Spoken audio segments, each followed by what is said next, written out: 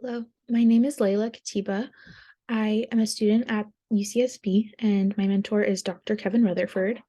My research is focused on hyperreality in a globalized and digital world. And the question I aimed to answer was, how did globalized and neoliberal technological communications create a state of hyperreality with dire implications for humanity?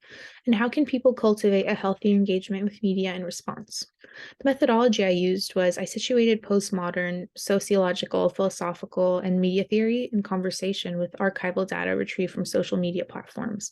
I specifically used tweets from Twitter, in turn producing an archival analysis of social media platforms contextualized with a theoretical discourse analysis.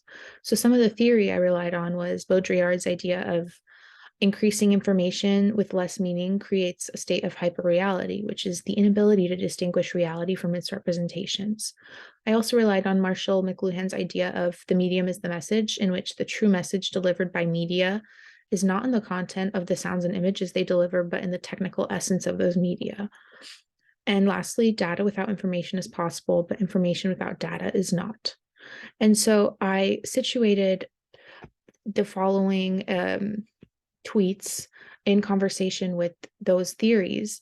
And these are just a few examples. And as you can see, these tweets kind of highlight a lot of conspiratorial thinking, like anti-vax, satanic panic, the Matrix, Twitter files, QAnon, stuff like that. And what I found was that there's a paradoxical relationship between the increase of data in the digital age and the interpretation of less accurate information. And this is best exemplified through the mass, extremely online conspiratorial thinking like QAnon, Twitter files, anti-vax, New World Order, satanic panic, to name a few. And we're still in the beginning of the information era when humans are getting overloaded with information and people are kind of becoming sheltered by the internet, unaware of how much it really affects them.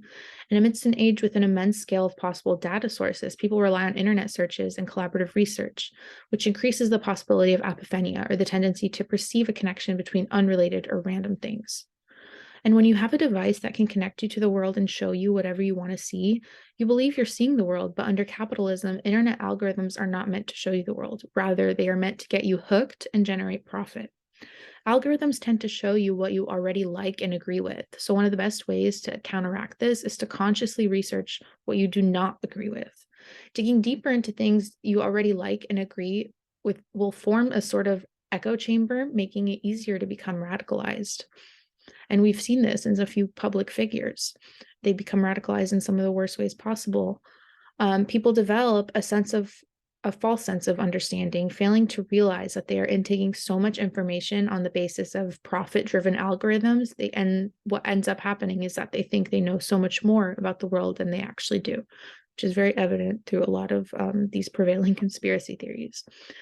And the significance of this to the field of writing is that since writing is communicated through media, critical media literacy is necessary in order for people to make sense of the information transmitted to them, especially as the information age has arguably descended us into this algorithmic hellscape.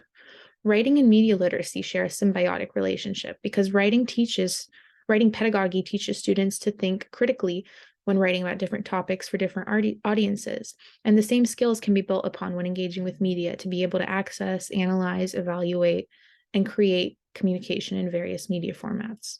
Developing media literacy skills to decipher bias, truth, and fairness serves to prepare students of writing to ethically communicate their ideas.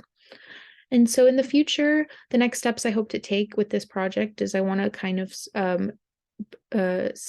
assess algorithmic bias and artificial intelligence as it relates to hyperreality and connect it with notions of like the surveillance state and data extraction. Thank you for listening.